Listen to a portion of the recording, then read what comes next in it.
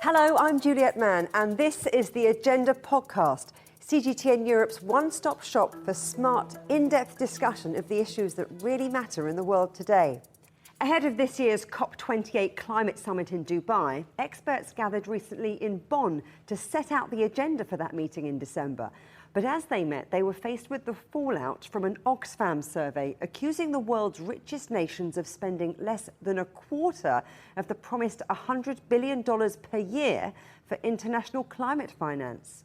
With me now is Jan Kowalzig, Oxfam's Senior Policy Advisor on climate change. Thanks for coming on the programme, but let's start by getting these numbers clear. So this $100 billion pledge was agreed in 2009, ratified in Paris in 2015, and yet in no subsequent year has that amount actually been spent. Have I got that right? Well, the goal in 2009 was that developed countries would increase support to developing countries in support of climate action to $100 billion a year by 2020. So they are not to criticize for not meeting the goal before 2020 formally, but they also have not met the goal and not kept the promise in the year 2020 when it should have been $100 billion a year, and it wasn't. And the same is true probably for the years 2021, 2022, and we are yet to see evidence that they will, as projected, now finally reach that level in 2023, which would be 3 years late compared to what was promised. But the world's richest nations, they've said, look, in 2020, we spent at least $83.3 billion. You've done a different set of calculations and say the real value is far lower than that. So explain. Well, that happens because the reported figures as submitted by developed countries through the official reporting practices and rules, they are looking at gross numbers. So they count all the money or all the actions or programs they funded or supported. They count the support at face value. And this makes a huge difference when you look at loans, for instance. Loans have to be repaid, and the benefit of a loan for a receiving country lies in a public development loan being cheaper than a commercial loan. So that difference is the actual support that developing countries are getting. When you take that into account, the actual support value becomes much less than these 83.3 billion that developed countries claim to have reached. And we have estimated that the true value of that support was about, or at best, 24.5 billion US dollars, so much, much lower than what officially reported figures seem to suggest. How much would you say that the recent economic stress from the COVID pandemic to high inflation to the cost of living crisis, how does all that fit into the numbers? Well, that adds to the problems that developing countries are facing. They are already stressed in the financial headroom that they have, for instance. The worsening debt situation in many countries is making this problem even harder for them. And then when they receive loans instead of grants to fund their climate action, for instance, that increases debts and reduces the fiscal space of these countries even further. And that means these countries that have even less resources available to fund actions to adapt to worsening climate change, protect their citizens from oncoming harm due to extreme weather events, for instance.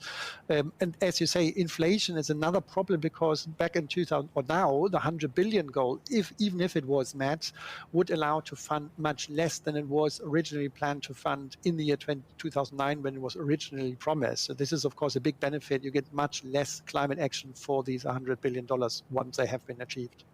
We're talking quite generally here, so I'm wondering if you can give me some examples. Which countries are we talking about here? Where are those places where loans are the loans are replacing the much-needed grants? Well, globally, all climate finance, most of it comes in the form of loans. It's about 75% of the 83.3 billion is coming in the form of loans that increase the debt levels.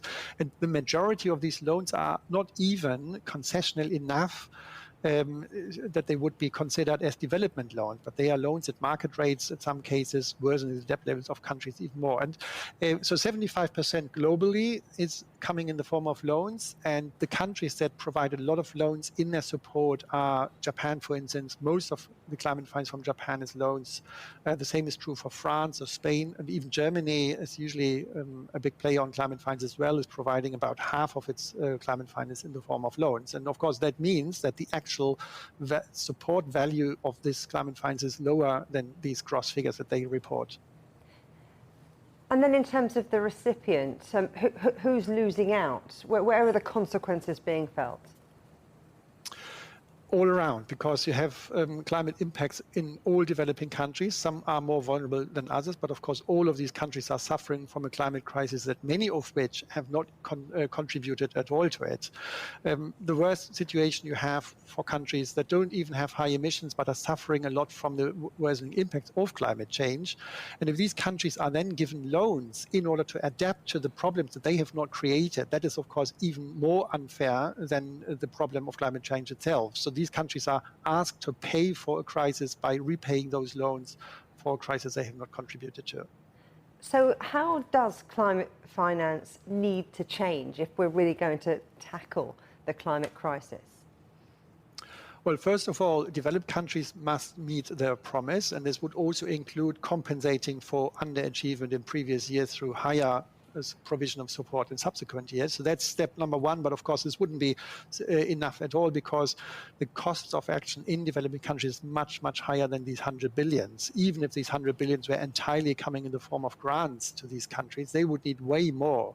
The cost of adapting to a changing climate alone is going to increase to up to $340, $350 billion every year by 2030, which is an estimate by the United Nations Environment Programme, or the costs of recovering from the losses and damages unavoidable now because of the worsening climate crisis might reach levels of up to 600 billion a year by 2030. So these figures are much higher than the 100 billion. So we need to tick the box of achieving this 100 billion promise, but of course, countries need to go way beyond that and in subsequent years drastically increase the support they're giving to vulnerable countries.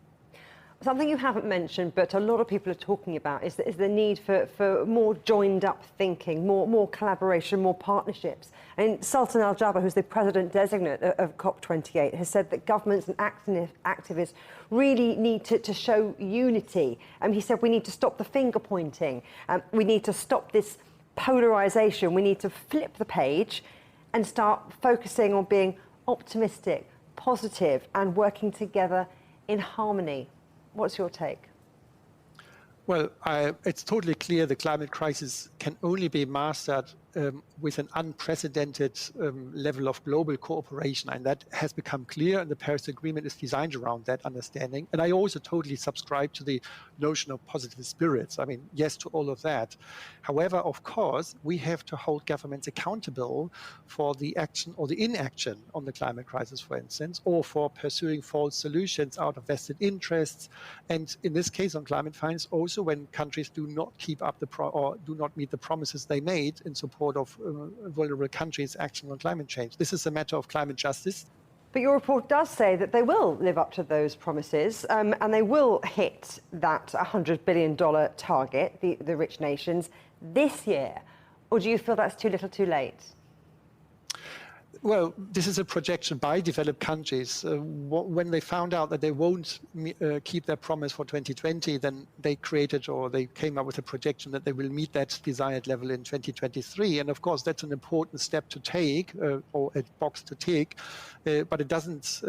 That's not enough. And we need to move beyond that. And that's very clear when you look at the rising costs of the escalating crisis. And therefore, yes, it is good that they make it. It's too little, too late, but it's still a box to tick for us. The Bonn Climate Conference is taking place as we speak. I mean, what are your expectations regarding what a potential outcome could be, what progress can potentially be made? Or are you thinking, well, no, you're going to remain sceptical?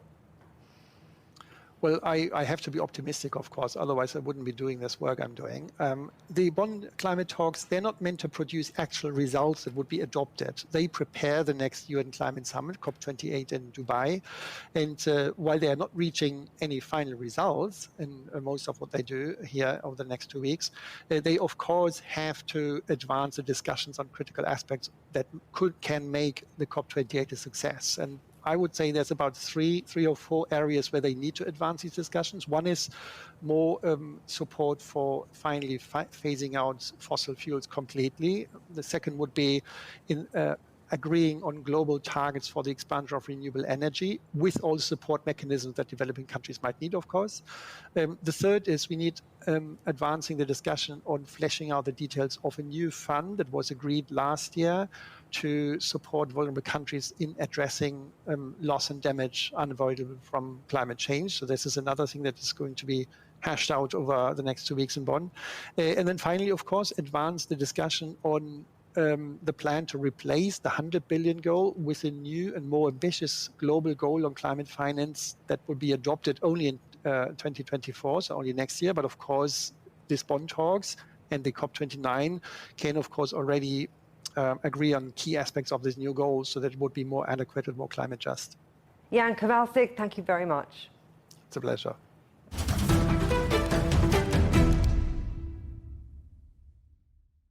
The United Nations and many others have told the world that the time for climate action is now.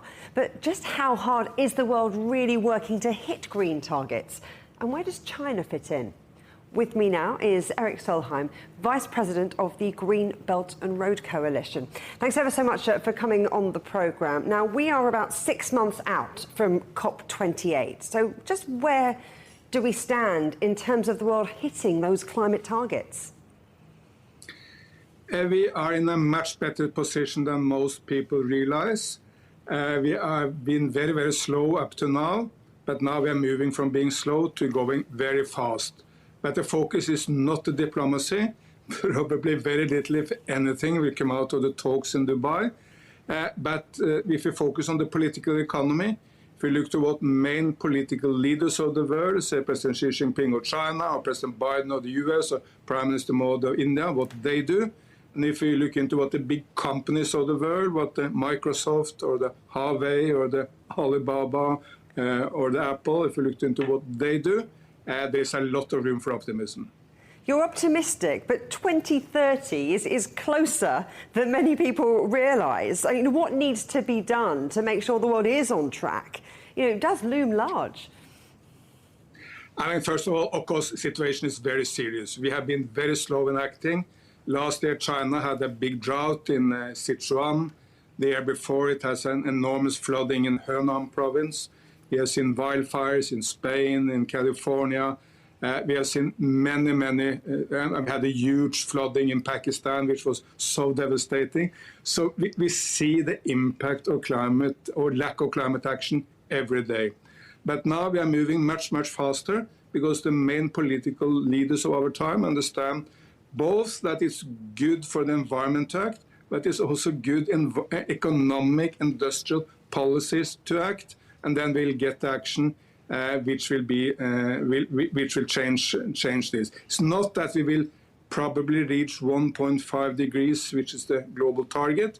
We may not hit that, but still we will be able to reduce the speed of warming of the planet much more than we thought until recently.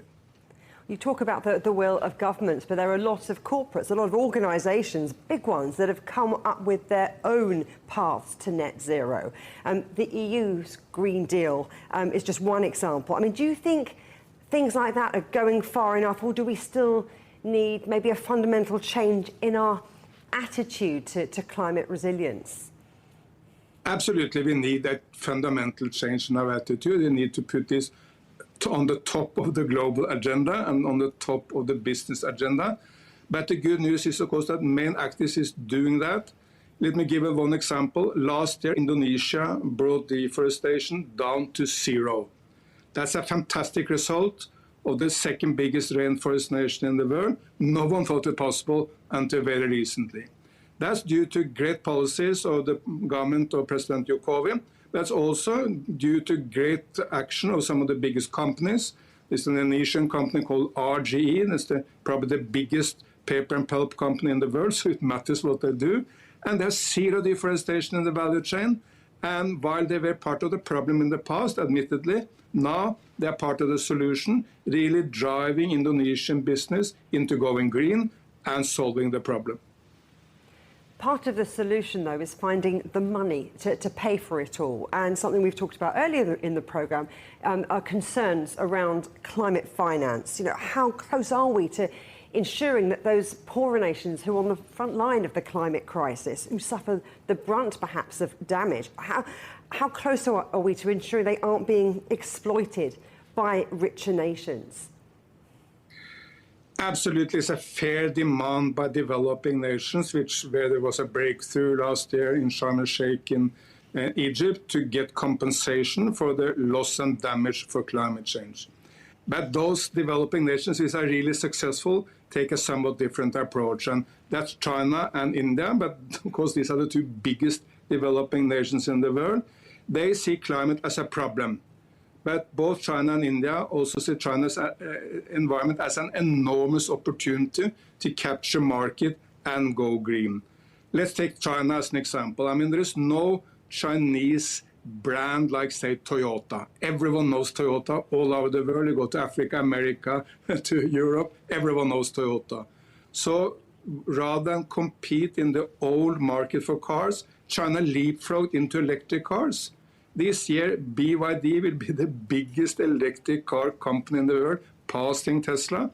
This year, China will export more cars than Japan. And these cars are nearly all electric. 60% of all electric cars in the world are made in China. Close to 80% of all electric batteries in the world are made in China. So this shows that for China, going green is, yes, very, very important for the environment, but it's also a very, very sound industrial policy to capture market and create jobs.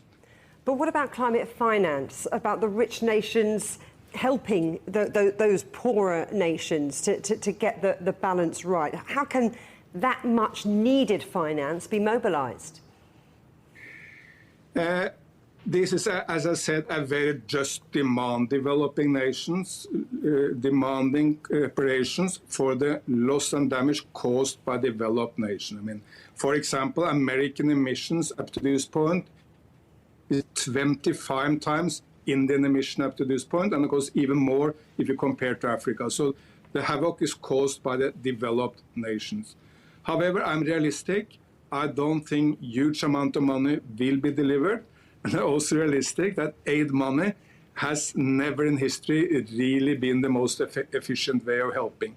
What is really efficient is private investment, private companies, and bringing down price. And when China, largely, but also India, has brought down the price of solar energy by 90%, well, that's the best help you can give to Malawi or Madagascar, the poorest nations in the world, because it means that they can buy the solar energy by their own means.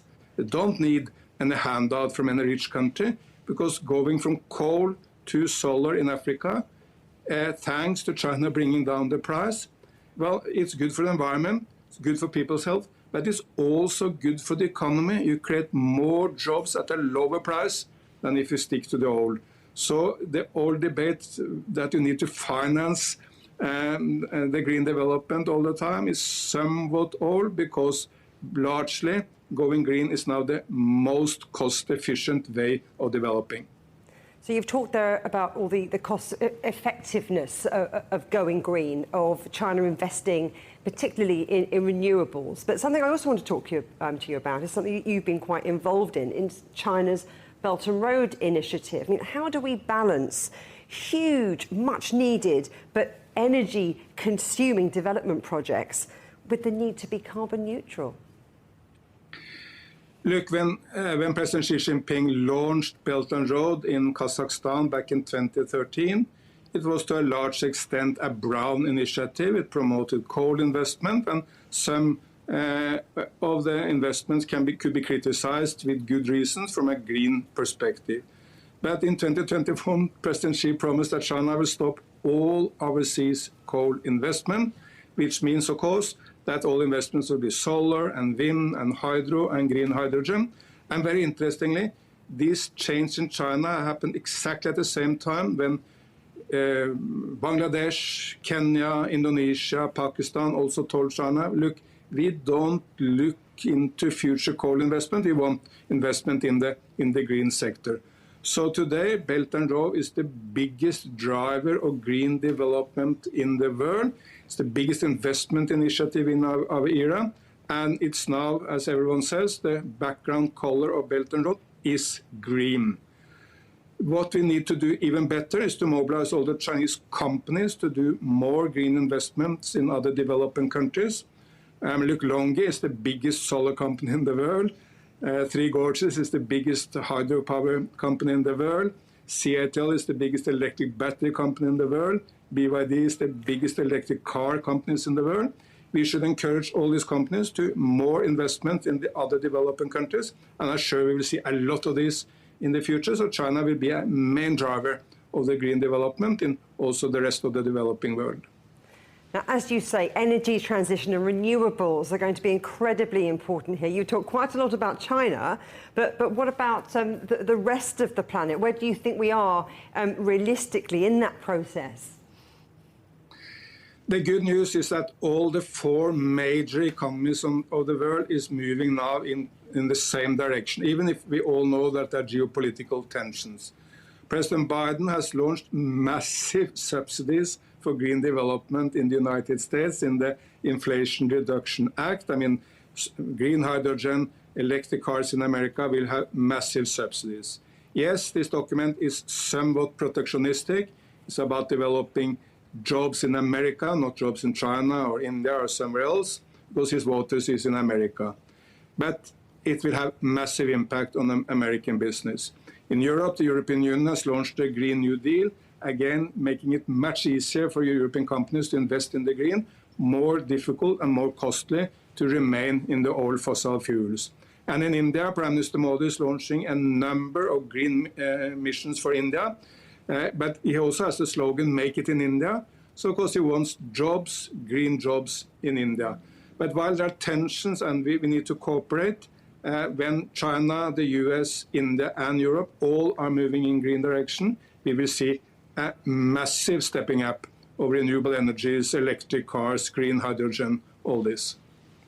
So lots of green initiatives, but concerns come with those too. I mean, do you think we should be worried, as many climate watchers are, that the next COP meeting will be taking place in an area so heavily reliant on oil and gas? Absolutely. I mean, first of all, we should be worried that diplomacy is delivering so little. Look in Glasgow back 2 years ago, and to the credit of the Brits, they organized it in a brilliant way. But the main quarrel among the diplomats made no sense. That was, shall we phase out or shall we phase down coal?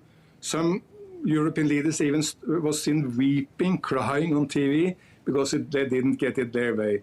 Because it had no significance whatsoever for the world outside. So it was just a diplomatic game, no consequences for the world. But that's why we need to focus on the political economy, because that's where we see the attraction. Then moving to the Middle East, yes, this should not be allowed to be an oil-infected conference of the parties. But we should also realize that the Middle East is in many ways also now a very promising area for climate action. That's also, interestingly enough, to some extent thanks to China, because when China brought Iran and Saudi Arabia together, we will see the tensions going drastically down in the Middle East. The war in Yemen will probably come to a stop, and Iran and Saudi Arabia, they will not start loving each other, but the tensions will be much lower. That will make it possible for a nation like Saudi Arabia to focus on the domestic development. And these are nations with huge amount of money, yes, made from oil in the Emirates, Qatar, Saudi Arabia.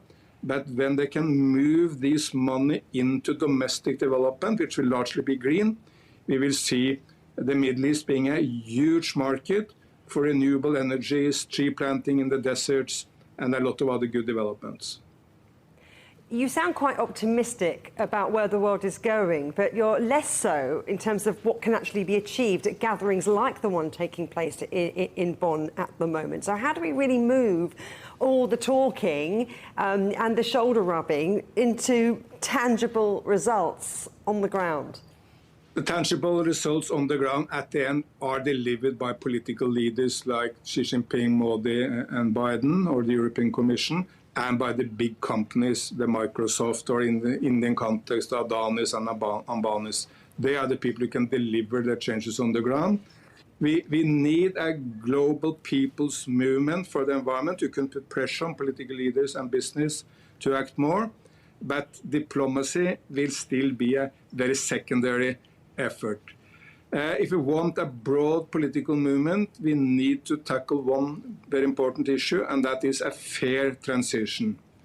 Because if I come to a coal miner, say in Sharm-el-Sheikh province of China, or in traditional industries of the Liaoning province, and I tell them, look, there is an enormous opportunity out there for China. China will go green very fast. It will create any number of jobs. But by the way, the jobs are likely to come in Jiangsu and Guangdong. They may not be happy. Exactly the same in the US. Coal miners in Kentucky may not be happy to see solar energy taking off in Arizona or Texas. So we need to make sure that we get a fair transition. Otherwise, you will see too many political obstacles coming from those who feel left behind by the development. And environmentalists have a big job to do. They cannot speak only to the intellectuals, only to the young people, only to the city dwellers. They need also to speak to the old industrial workers and farmers in the more remote places of the world, and to bring them into this important global movement. I'm sure there are lots of things on your shopping list, but if there is one thing that you would like to see achieved, to be ticked off at COP28, what would it be? Again, I don't have a lot of expectation for the formal talks. What I really want to see is all the side events. I mean, all those businesses, civil society groups coming together in Dubai, to see them make a big push for more determined, more fast, more urgent action by the political leaders. For that to happen, we need to create more of a people's movement for the environment. Still, too often the environment is spoken about in a theoretical, boring fashion, long PowerPoint presentations which people don't get, and we need to get into the heart. And here the world, in fact, can learn quite a lot from China, because President Xi Jinping has been very good at coining phrases which can inspire people. I mean, he said that lucid waters and lush mountains are as invaluable as gold and silver. He said that beautiful China as a slogan to inspire people to take better care of the heritage of China.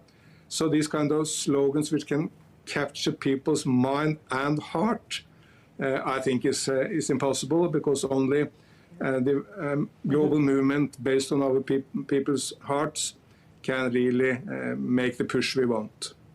Erik Solheim, thank you very much. Thank you.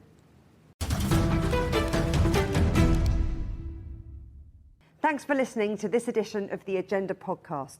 Do join me next week when we'll consider what an ever-ageing population means for the global economy.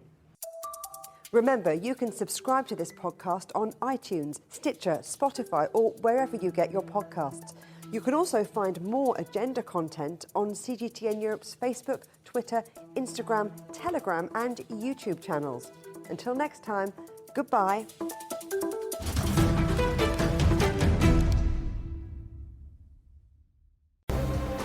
The most interesting questions. Are there other living beings beyond Earth? Will man or machine be in charge? Great question. Always have more than one answer. Well, hold on, let me just draw up a list. And always come from more than one person. That's where the credibility lies. The concept of having a machinery which is alive and evolving didn't wait for us. The end of inequality of incomes and wealth around the world, can you imagine how difficult that is at the moment to achieve? Every episode, Stephen Cole, Murray Beveridge and some of the brightest minds out there shed light on the answers to some of the most intriguing questions. There are two ways of looking at this. Machines can't really discriminate between civilian and military targets. The Answers Project. Maybe we need to just look at this in a bit more detail. Extraordinary claims require extraordinary evidence. The Answers Project, a new podcast from CGTN Europe.